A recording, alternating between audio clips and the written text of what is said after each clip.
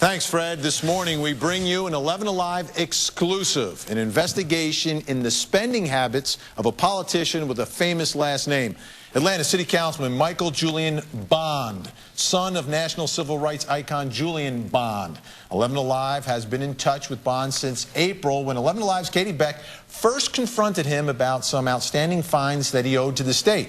Well, Katie is here in studio this morning. It looks like things are getting much deeper than just these outstanding fines. That's right, Vinny. Those late fines for the filings were just the beginning. After Bond told us 2 times he was going to pay those off and he didn't, we decided to delve into his expense account at the city, and we found a laundry list of questionable spending with taxpayer money. All right, so walk us through what you found here. So we're going to go over that this morning, some of those things that we want to talk to you about. Basically, Michael Julian Bond was spending $2,600 on private tutoring. That's almost $2,600 to have a private tutor come to City Hall and give him math tutoring. He spent more than $2,000 on party favors for his own family, for his own high school reunion. And then he took 22 cash advances for trips since 2010 without providing receipts to reconcile the spending. We also found that he took a recent trip to Washington, D.C. for business, but attended his own family reunion at the same time. Now, we were able to ask Bond about all these expenditures during a sit-down interview. However, some of his answers only led to more questions. This was his response when we asked him for specifics on the pins and DVDs for his high school reunion, all charged to city taxpayers. Again, these were custom made just for his high school reunion. As you can see, it says there will be no more like the class of '84, Frederick Douglass High School. He actually had these made in Nevada. We noticed that on your Facebook page there were some pins that were purchased as memorabilia for a high school class reunion. Did you purchase pins for your high school class? I certainly did, and I also purchased pins, city pins like this one. It was pins and the DVDs. It was pin, 2 things. DVD, T-shirt, box of chicken.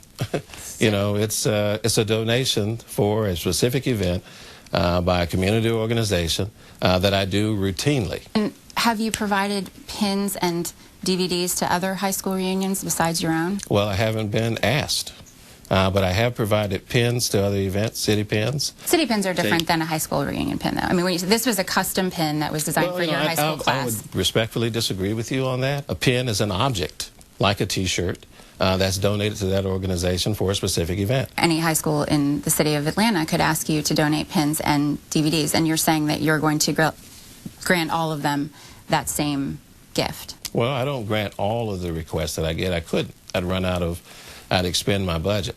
But seeing that it is your high school, this was your reunion, and you spent over $2,000 on this donation, do you think that has any conflict of interest there, that city dollars were spent for your own high school reunion memorabilia? Well, no more than if I have donated to a church or an organization like the American Diabetes Association.